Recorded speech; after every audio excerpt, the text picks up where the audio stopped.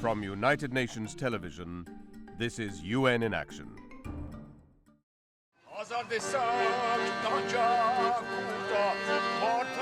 Our world is aging rapidly.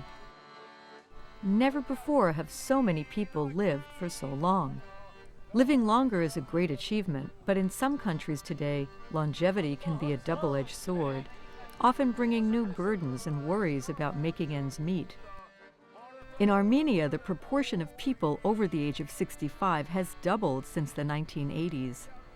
The disintegration of the Soviet Union has led to the collapse in the Social Security older people enjoyed in the Soviet era. Many elderly people are living in poverty. Antonina Harutyunyan lives alone in Gyumri. At 81, she's struggling with ill health and little money. After the 1988 earthquake destroyed the city, she moved with her husband into a temporary shelter with no heating or running water. 22 years later, she's still living there, waiting to be rehoused. This place was so cold because of numerous holes. Over there you could fit 4 fingers into the opening in the ceiling. We were simply freezing in the winter time. We could cover ourselves with 2-3 blankets, put on our caps and overcoats at night, but all the same, could not sleep because of the cold. Flora Sargsyan works for the international NGO Caritas in Gyumri, one of the cities hit hardest by the 1988 earthquake. The charity provides services for the elderly, filling the gap that was once done by the state. The people are deprived of everything in the world. The only water tap is here. Summer or winter, they fetch water from here. In winter, it is scaring here. All is icy.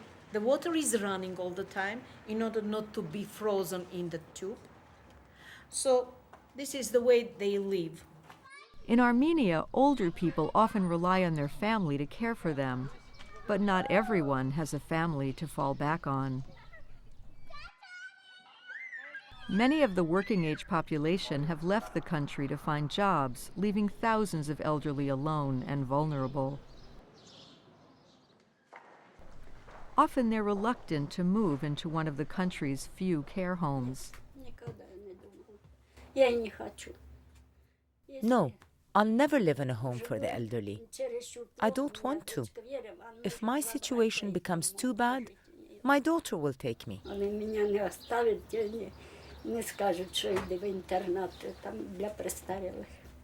They won't leave me. Won't tell me to go and live in an elderly home. Despite the many difficulties they face, older people are capable of coping and making a contribution to society, supporting their families and sharing decades of accumulated experience, preserving the country's cultural heritage, something that is often undervalued and overlooked. With the help of the United Nations Economic Commission for Europe, UNECE, the government is developing a roadmap identifying concrete steps to make it easy to adjust to the new demographic realities. Vivian Brunn from the UNECE's Population Unit. We try to make it a participatory approach. We invite employers, civil society, trade unions, academia, media, and everybody should bring in the things, their resources, their thoughts, their knowledge of where the problems are, but also the knowledge of where the solutions could be. Making the necessary changes doesn't have to be costly. Many of the measures suggested in the UNECE roadmap aim at supporting existing initiatives. Daycare centers and social activities have been set up to get older people involved in their communities, helping to bring an end to their isolation. Making these changes now will help avoid costly consequences later. Policymakers need to recognize that while older people may be vulnerable, they are also a valuable asset.